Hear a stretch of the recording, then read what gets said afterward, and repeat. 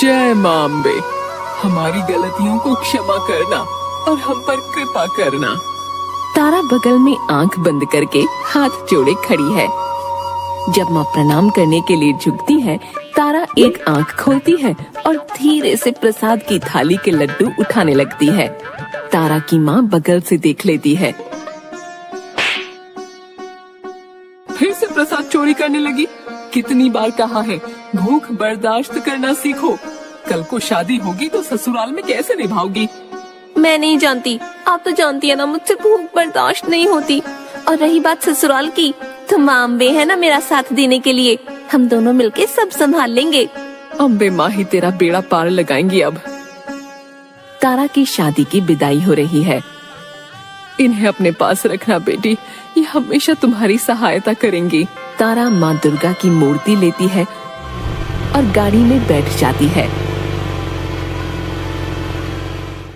सुबह तारा तैयार होकर दुर्गा माँ को प्रणाम करते हुए, माता आप तो जानती हैं कि मुझसे भूख बर्दाश्त नहीं होती, कहीं से कुछ खाने के लिए दिला दो।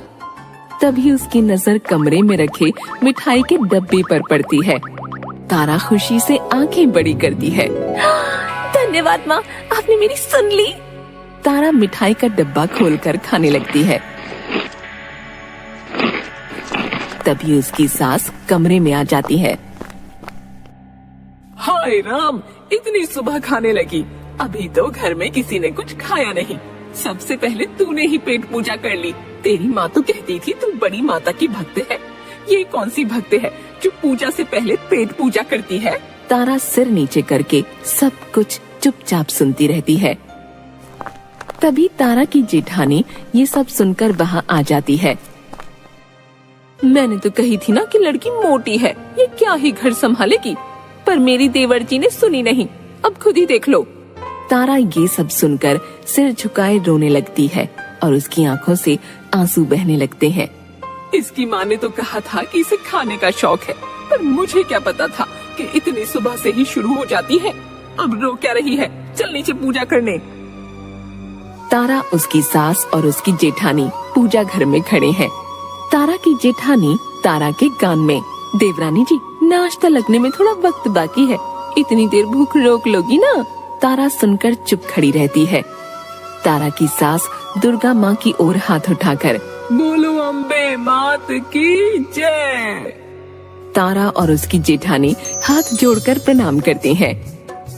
तारा, आज तो तुम बस फल खाओ, सेहत के लिए अच्छा होता है और वजन भी कम रहता है। अरे माँ जी, इनसे फलों पे कैसे रहा जाएगा? इनकी सेहत तो देखिए, हम दोनों का मिला के है। तारा चुपचाप बिना कुछ खाए बैठी रहती है। क्या भाभी, आप बहुत मजाक करती हैं। इसका आज पहला दिन है, खाने दीजिए शांति से। पहला दिन है तो क्या हुआ? इन्होंने तो अपनी पेट पूजा का इंतजाम कर रखा है पहले ही। क्यों देवरानी जी? और जेठानी फिर हंसने लगती है।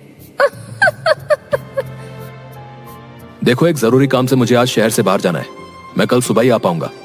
तुम अपना ध्यान रखना और भाभी की बातों का बुरा मत मानना, वो ऐसे ही मजाक करती है। तारा डबडबाई आंखों से हामी में सिर हिलाती है। तारा का पति उसके माथे को चूमता है और निकल जाता है। तारा माँ की दी हुई दुर्गा माँ की मूर्ति के आगे बैठकर रो रही है। अम्बे माँ, आपने तो हमेशा मेरा साथ दिया है, मेरा क्यों नहीं साथ दे रही? मैं ये सब अब बर्दाश्त नहीं कर सकती। अब आप ही मेरी मदद करेंगी। कृपा करो माँ, मेरी मदद करो। तारा रोते रोते वहीं सो जाती है।